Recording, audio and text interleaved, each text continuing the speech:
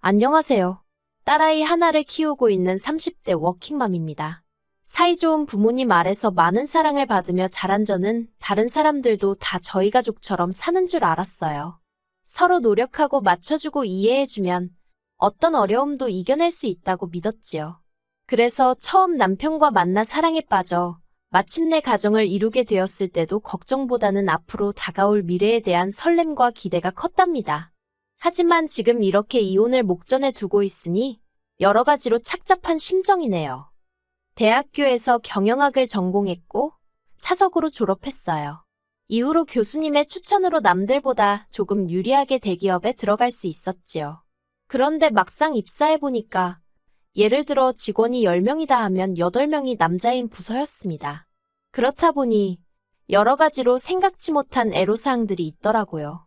하나하나 전부 다 나열할 수는 없지만 여자 주제에 혹은 여자는 못해 아니면 여자가 뭘 하냐는 식으로 무시당하는 일이 가장 많았네요. 그럴 때마다 능력도 보여주기 전에 여자라는 이유로 이런 모멸감을 느껴야 한다는 사실이 억울하고 견디기 힘들었어요. 도와달라고 할 만한 곳도 마땅치 않은 상황이었고요. 그렇다고 회사를 때려치자니 저를 보증해주신 교수님 볼낯도 없고 무엇보다 자존심이 상해서 그렇게는 못하겠더라고요. 그래서 어떻게든 버텨내기로 마음을 고쳐먹었습니다. 그런 하대가 반복될수록 더 이를 악물고 주어진 일을 해내려고 했지요. 어떻게든 보란듯이 해내서 능력을 인정받는 게 그 당시 제 인생 유일한 목표였다고 해도 과언이 아닙니다. 그리고 다행히 저희 노력은 결실을 맺어 상사들 눈에 들었고 결국 다른 남자 직원들을 제치고 3년 만에 대리로 승진을 했어요. 하지만 좋은 일이 있으면 나쁜 일도 있기 마련이라더니 대리로 진급하고 얼마 지나지 않아서부터 어쩐 일인지 피로하고 무기력하고 회사 일도 제 자신도 제대로 돌볼 수 없게 되었습니다. 이 무렵에는 주변 사람들도 제가 뭔가 문제가 있다는 사실을 눈치챌 만큼 상태가 좋지 않았어요. 그리고 결국 저는 친정어머니의 제안으로 병원을 찾게 되었는데 결과는 우울증이었습니다. 강박 증세도 좀 있고 뿐만 아니라 갑상선 호르몬 수치도 좋지 않다면서 병원에서 당분간 쉬는 게 좋겠다대요. 하지만 처음 들었던 생각은 직장에서 내가 그 자리에 어떻게 갔는데 하는 것이었어요. 그래서 당장이라도 회사를 관두라는 친정부모님의 말씀을 뒤로한 채 계속해서 직장 생활을 이어갔습니다. 적어도 병명을 알았으니 정신력으로 극복해낼 심산이었지요. 하지만 이후로 한 달도 되지 않아 저는 회사 내에서 2번이나 쓰러졌고 특히 마지막에 쓰러졌을 땐 그대로 계단에서 구르기까지 해서 회사 안에서 저 때문에 이런저런 말이 나왔거든요. 그래서 결국 자해반타해반으로 회사를 관두게 되었습니다. 이후로 저는 부모님 댁에 머물며 몸과 마음을 달랬습니다. 친정어머니의 권유로 운동도 배우고 주말이면 부모님과 함께 여기저기 여행도 다녔어요. 저희 친정은 경제적으로 여유가 있는 편이라 사실 제가 직장을 다니지 않아도 소위 먹고 사는 문제는 없습니다. 하지만 그럼에도 불구하고 1년 정도를 쉬면서 보냈더니 언젠가부터 다시 좀이 쑤시는 게 일을 하고 싶더라고요. 그래서 집에서 멀지 않은 작은 회사에 입사 지원서를 냈고 그렇게 다시 직장 생활을 시작했습니다.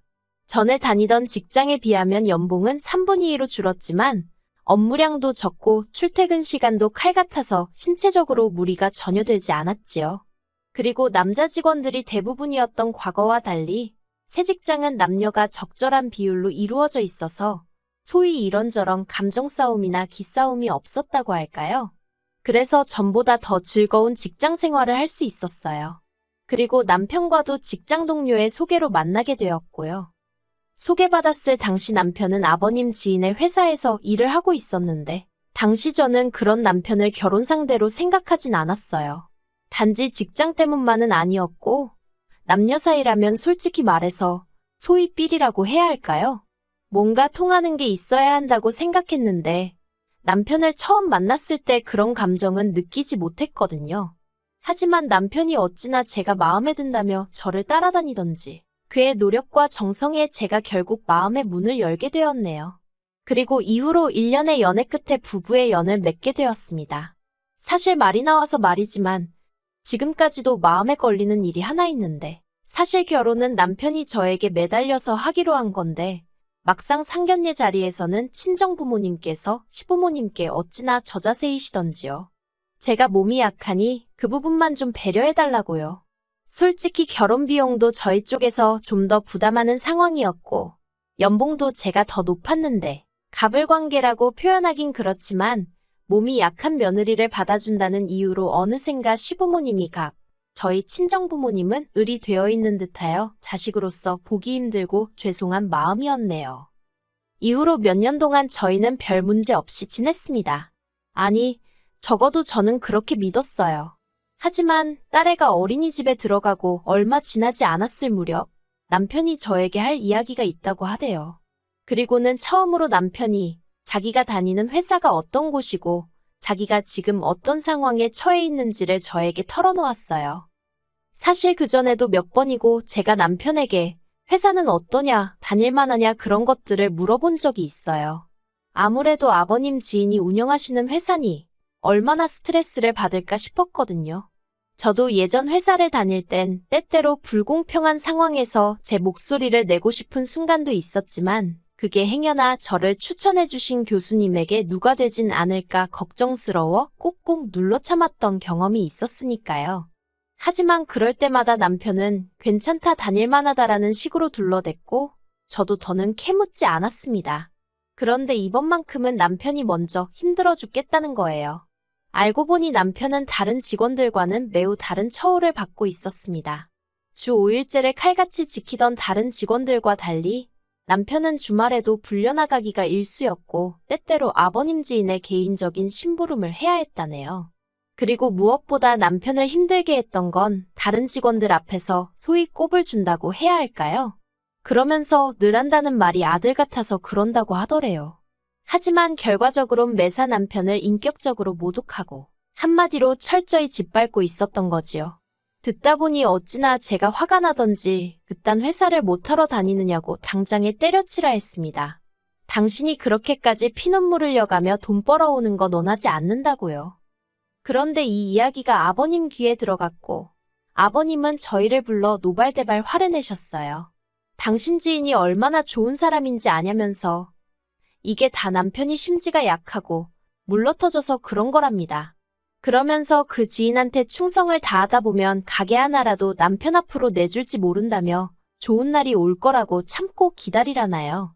그런데 그 회사에도 버젓이 사장의 자식들이 다니고 있었고 그렇게 부를 일군 사람이 남한테 헛돈 퍼주는 일이 세상 천지 어디에 있어요? 제가 아버님 떨어 그럴 일은 없을 것 같다고 조심스레 말씀드렸습니다. 지금 당장 일한 것도 제대로 계산해주지 않는 사람인데 뭘 보고 그런 기대를 하시는 거냐고 이러다 아버님 아들 그러니까 제 남편 등골만 빨아먹히겠다고요. 그러자 아버님이 저더러 당신 지인을 욕하는 건 당신을 욕하는 거나 마찬가지라며 저한테 EX 저 X하고 욕을 하시대요. 결국 그 일을 계기로 저는 아버님 눈밖에 났고 남편은 이러지도 저러지도 못하고 또 몇 달을 다니더라고요.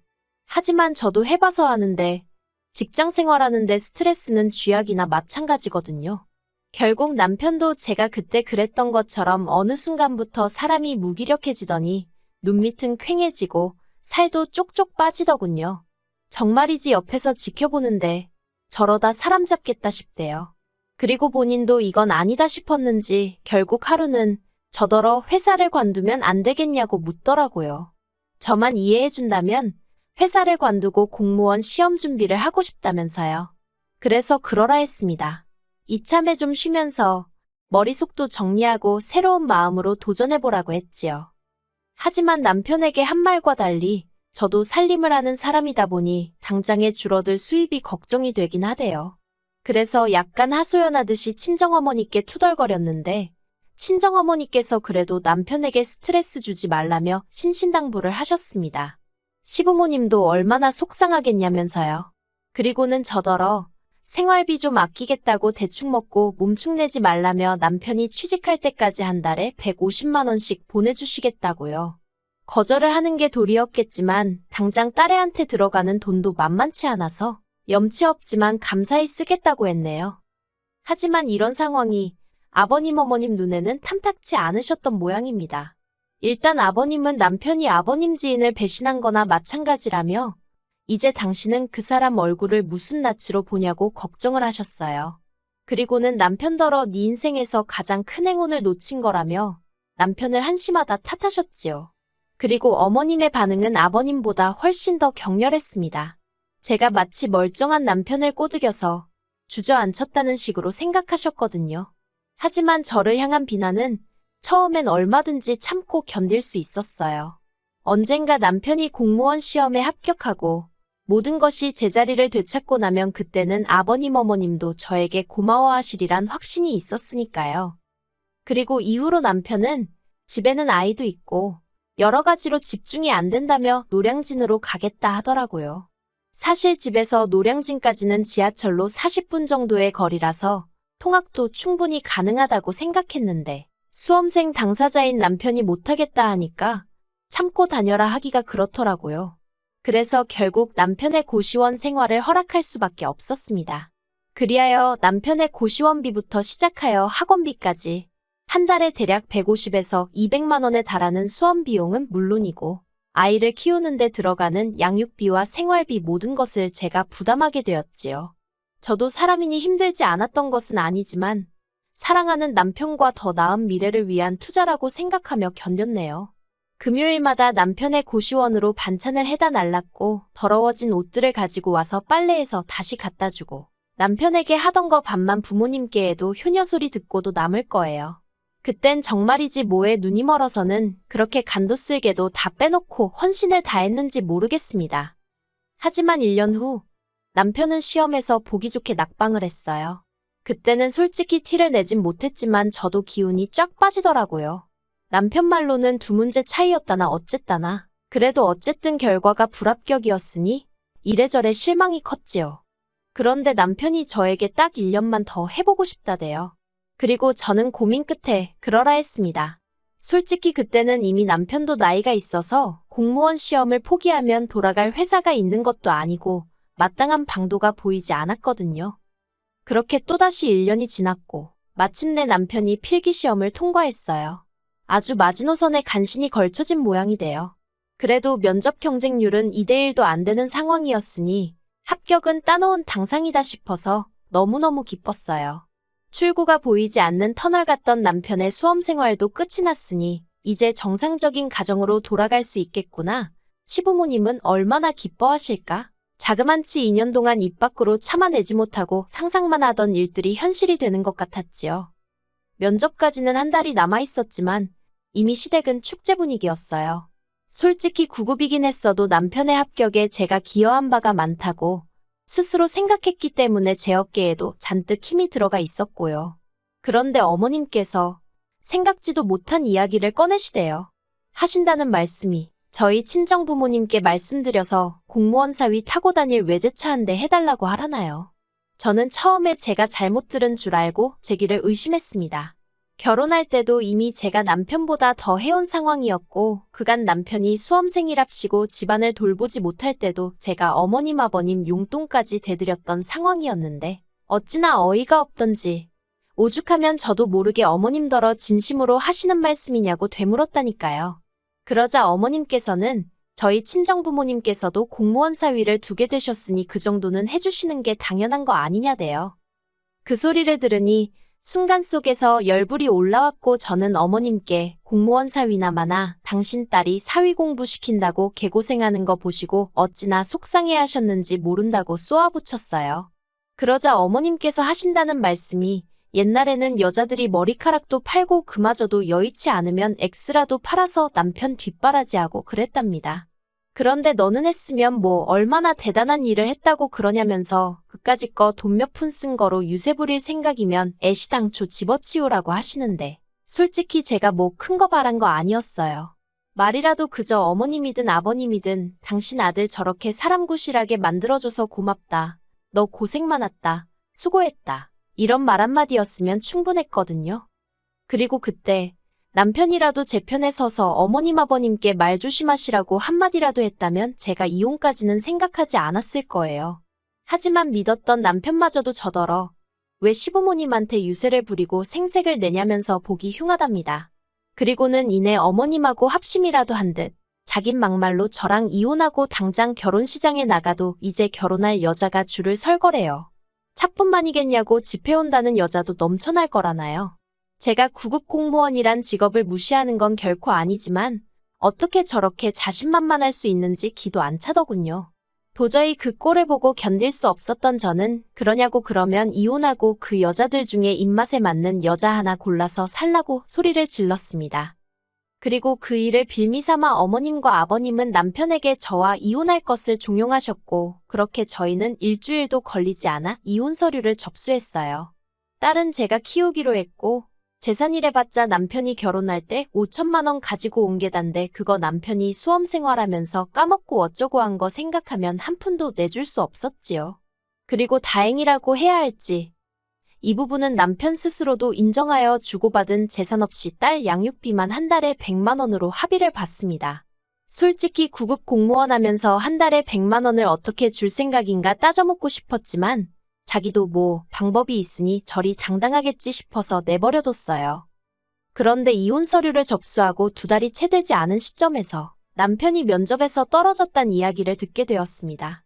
그래서인지 남편이 이혼을 못하겠다며 이혼이 사철회선지 뭔지를 제출했더군요. 그래서 지금은 정말 짜증나게도 남편과 이혼 소송을 진행 중입니다. 변호사 말로는 제가 이기는 게임이라고 시간 문제라곤 하는데 정말 환장할 노릇이에요.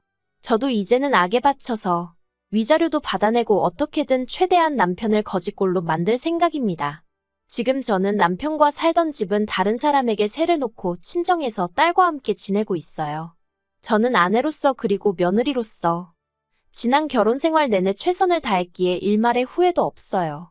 아무리 남편이 죽어가는 소리를 하고 어머님 아버님이 미안하다 하셔도 흔들리지 않고 이 이혼을 깔끔하게 마무리 지을 생각입니다.